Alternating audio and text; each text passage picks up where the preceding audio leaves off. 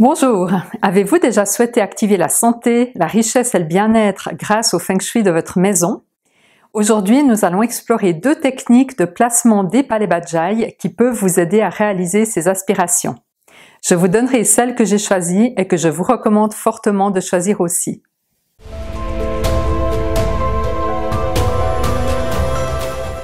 Bienvenue dans cette nouvelle vidéo, je suis Florence Jacquier, médecin et fondatrice de l'Institut Suisse de Feng Shui.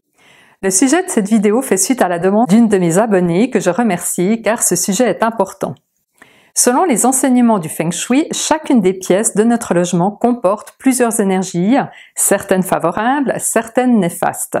Certaines apportent la santé, d'autres la richesse, d'autres encore les belles relations et d'autres le bien-être et la sérénité. Et comme nous sommes dans un univers de dualité, il existe bien sûr aussi le pendant négatif de ces énergies, soit la maladie, le manque d'argent, les conflits et le mal-être.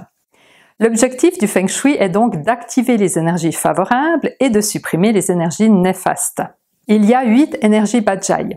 Sheng Shi représente l'abondance financière et la réussite dans tous les domaines. Tian Yi est lié à la santé physique et émotionnelle. Yen apporte l'amour et les belles relations et Fui le bien-être. Et dans le versant négatif, Zheming pour les malheurs dans tous les domaines, Liu Sha pour la maladie, les procès, le manque d'argent, Wu Kui pour les conflits, les échecs et Ho Hai pour les petits tracas. Je vous le fais en résumé pour que la vidéo ne dure pas 1 heure. Donc si on veut activer les bonnes énergies et éviter les énergies néfastes, on doit savoir où elles se trouvent dans notre maison ou notre appartement. Il existe en fait 2 techniques pour placer ces énergies. L'une tient compte des dates de naissance des occupants, l'autre tient compte de l'assise de la maison. On va prendre un exemple. Dans le premier cas, celui de la date de naissance de l'occupant, on va calculer ce qu'on appelle le Minggua, une sorte d'empreinte énergétique qui va permettre justement de placer les 8 types d'énergie. Pour moi, qui suis Gungua, que l'on trouve aussi sous chiffre 8, le secteur Foué se trouve par exemple au nord-est.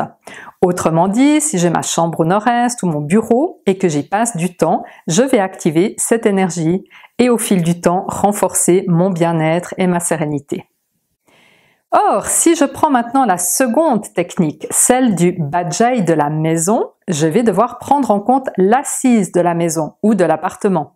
Autrement dit, l'orientation de la façade opposée à la façade qui comporte la porte d'entrée. Dans mon cas, l'assise de la maison est dirigée vers le sud-est puisque ma porte d'entrée se trouve sur la façade nord-ouest. On n'utilise ici plus du tout ma date de naissance, mais on calcule où se trouve le secteur Foué en fonction de la maison qui est sud-est, appelé Sungua ou encore chiffre 4. Et dans cette situation, le secteur Foué se trouverait au sud-est. Donc si on résume, selon ma date de naissance, je devrais passer du temps dans le secteur nord-est et dans le cas du Bajaj de la maison, je devrais passer du temps dans le secteur sud-est pour avoir plus de sérénité et de bien-être. Mais c'est bien sûr la même chose pour l'argent, la santé, les relations et tous les autres domaines. Or, et c'est là où je veux en venir, le Bajaj de la maison ne fonctionne pas. D'ailleurs, grand maître Yap Cheng Hai ne l'enseignait pas parce qu'il s'est aperçu qu'il ne donnait pas de résultats, voire des résultats négatifs. Et j'ai moi-même expérimenté cette méthode et je confirme qu'elle ne fonctionne pas. En fait, dans mon exemple, si je passais du temps dans le secteur sud-est de ma maison, j'activerais Zheming, la pire des énergies. Alors vous allez me dire, mais pourquoi on trouve cet enseignement dans certains livres? Eh bien parce qu'il est bien plus simple à appliquer. Les mêmes énergies de tous les occupants d'une maison ou d'un appartement vont se trouver au même endroit, ce qui n'est bien sûr pas le cas quand on prend en compte la date de naissance. Donc cette méthode a du succès car elle est simple à mettre en place. C'est comme le coupe de canard mandarin dans le secteur sud-ouest pour activer la chance. C'est simple, oui, mais ça ne fonctionne pas. Donc en conclusion, si vous souhaitez activer les énergies favorables de manière puissante, placez vos secteurs selon la méthode de calcul basée sur votre date de naissance. Et si vous êtes débutant Feng Shui et que vous ne savez pas comment calculer votre Minggua, comment placer les énergies chez vous et comment les activer, je vous mets le lien en haut à droite de cette vidéo et dans la description d'une petite formation qui vous apprendra pas à pas et de manière simple comment faire cela en quelques jours seulement pour commencer à activer l'argent, la santé, le bien-être, les belles relations et la chance en général.